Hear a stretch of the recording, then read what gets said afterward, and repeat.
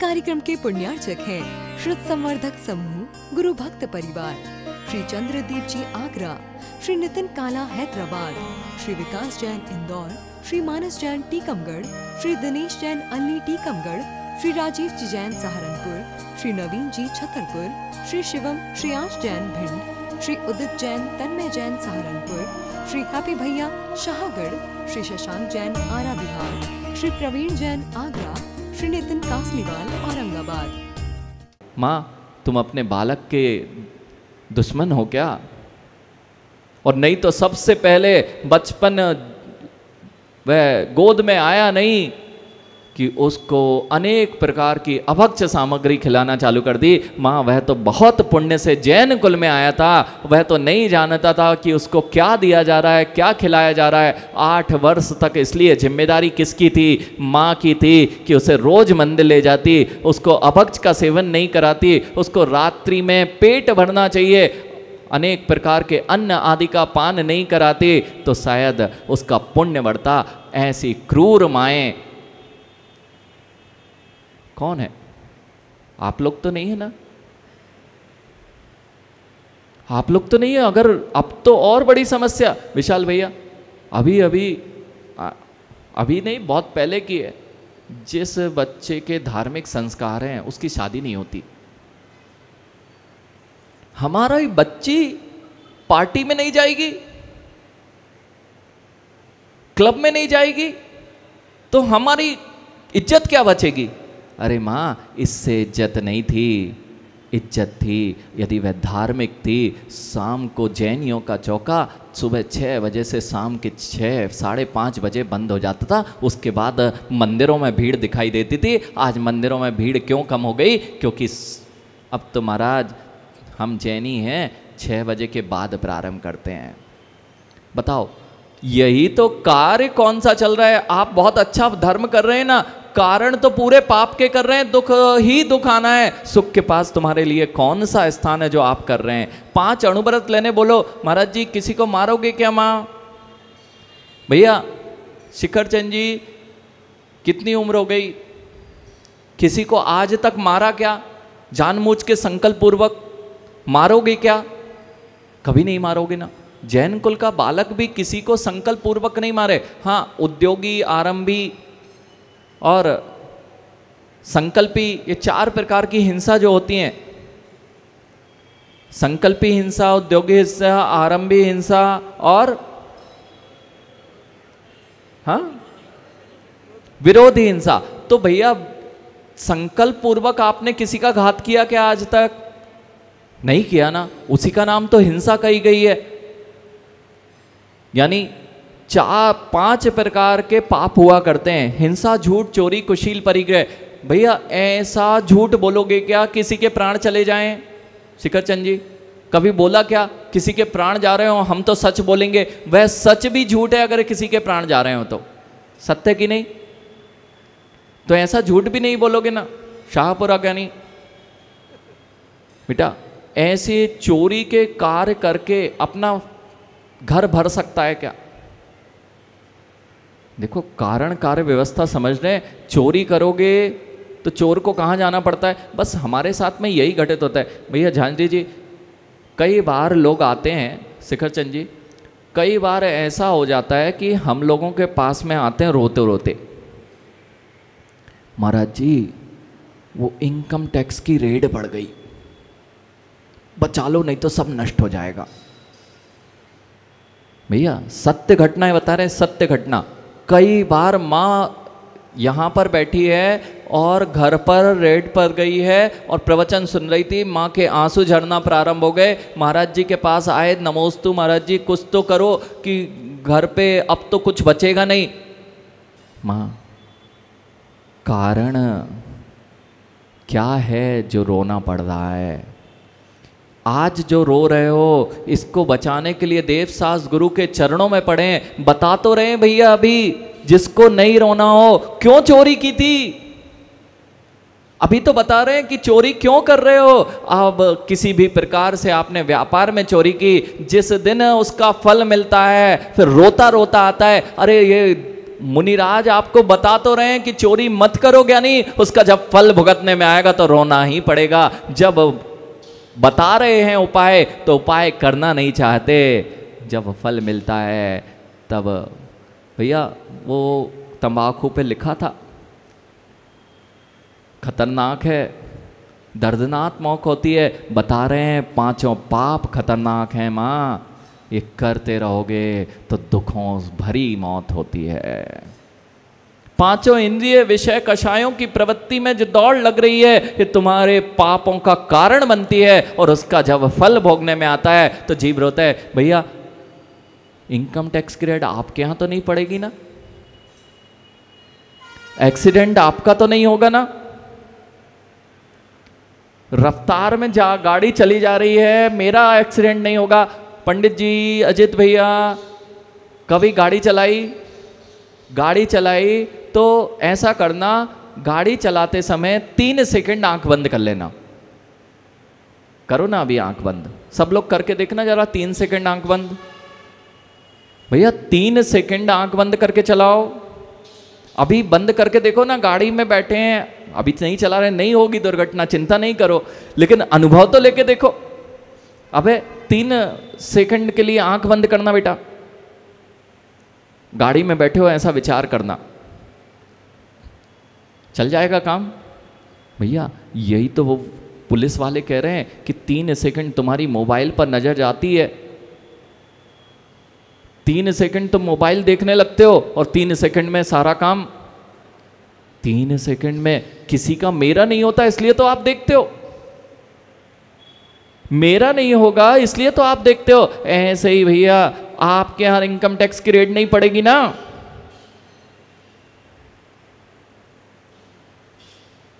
अब समझो मां उपाय मुनिराज बता रहे हैं, क्यों नहीं पालन करते हो? तो कभी एक जन अगर ट्रेन की टिकट ले लेना, यानी ट्रेन की टिकट अगर अच्छी नहीं है ना, जिस दर्जे की होने चाहिए उस दर्जे की नहीं है, और तुम बैठ गए हो, तुम्हारे पास खूब लाखों करोड़ रखे हैं टीसी को देने के लिए, भैया आसानी से जीवन कटता है ना, आसानी से सफ़र कटता है ना। आपके दुखों का मूल कारण क्या है? 5 पापों से आप प्रवृत्ति करते हैं, इसलिए कभी चैन से भैया जरा सी चोरी की है, टिकट जो दर्जे की होनी चाहिए वह नहीं है, पैसा आपके पास लाखों है, उसको क्या 1000 का नोट निकालोगे तुरंत चुप कर दोगे, लेकिन शांति होगी क्या शिखरचंद जी? जब तक स्टेशन के बाहर ना निकल जाएं महाराज, 4000 के हम तो 10,000 भी पा देंगे, लेकिन नियम तोड़ा है तो उससे आनंद भंग हुआ कि नहीं? यही तो बता रहे हैं, नियम मत तोड़ो, आनंद में रहो। सारे नियमों में जो रह रहा है, नियंत्रण में रह रहा है, भैया ब्रेक बहुत ज़्यादा नियंत्रित कर देते, गाड़ी को हटा दो। यानी डॉक्टर साहब, नियंत्रण की आवश्यकता बच्चों को बंधन लगती है, ये माँ नियंत्रित करती है तो बंधन लगती है। बच्चों से कहना आज माँ अपने कि बेटा नियंत्रण यदि बंधन है तो आज से बिना ब्रेक की गाड़ी चलाना और बिना स्टीयरिंग की चलाना।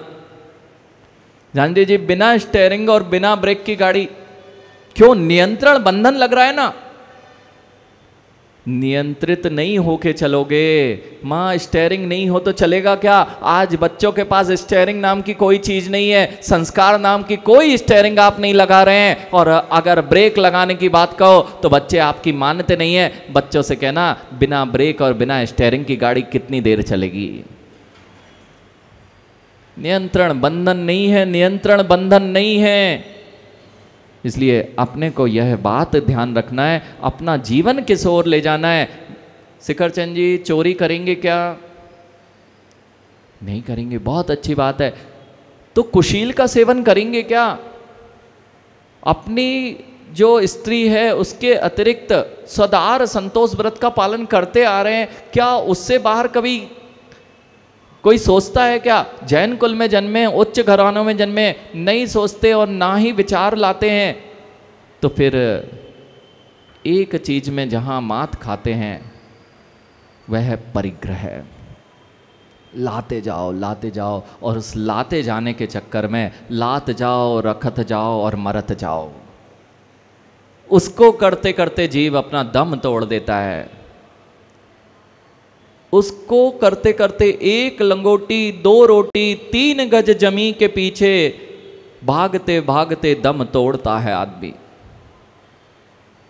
एक कमरा बढ़ जाए, एक घर की जगह 3 हो जाए, एक दुकान और बढ़ जाए, यानी इसी में पूरा जीवन निकल जाता है। ये 5 चीजें हैं माँ, ये 5 चीजों के लिए आप नहीं करते, फिर भी अणुव्रतों से डरते हो कि अणुव्रत मुझे दुखी कर देंगे। अणुव्रत क्या कह रहे थे माँ? किसी को संकल्प पूर्वक मत मारना, किसी को हिंसा नहीं करना, झूठ नहीं बोलना, चोरी नहीं करना, कुशील का सेवन नहीं करना और परिग्रह का परिमाण कर लेना। और जिस दिन ये हो जाएगा भैया, वो टिकट को याद रखो। जानवी जी, टिकट नहीं है, पैसे बहुत हैं, काम नहीं बनेगा। टिकट ले लो, 5 अणुव्रतों की टिकट ले लो, आनंद से यात्रा प्रारंभ हो जाएगी। अभी भी प्रारंभ होगी और उसका फल भी सुखद होगा। अब पापों की प्रवृत्ति है, कारण की विपरीतता है तो तुका जी, तो कार्य तो विपरीत होना ही है। अभी बता रहे भैया, इनकम टैक्स की रेट आप क्या नहीं पड़ेगी ना महाराज, तो उपाय ही बता रहे थे। अब बाद में उपाय पूछने आओगे तो कोई मंत्र काम नहीं करेगा माँ। यही तो जिनेंद्र भगवान का मंत्र है कि 5 पापों से प्रवृत्ति हटा दो, तुम्हारी पुण्य में प्रवृत्ति बढ़ने लग जाएगी और जैसे ही धर्म में बढ़ोगे तो तुम्हें कभी दुख भोगना ही नहीं पड़ेंगे। एको करेदि पुण्यम धम्म निमित्तम पत्त दाड़िणे मणुव देवसु जीवो तस् फलम वंजंदे एको। एक ही जीव ऐसे परिणाम करता है, उसी का पुण्य बढ़ता है, और जो पुण्य बढ़ता है धर्म के निमित्त से, दान देने के निमित्त से, उससे जीव सुगतियों में जाता है, मनुष्य और देव पर्यायों को प्राप्त करता है, और उसके फल को भोगने वाला भी वह स्वयं होता है। इसका नाम है एकत्व भावना। अब समझ में आया? मरा, ये जो बोलते ना 12 भावनाओं में, आप अकेला अवतरे मरे अकेला होए, यों कबहूं इस जीव को साथी सगा।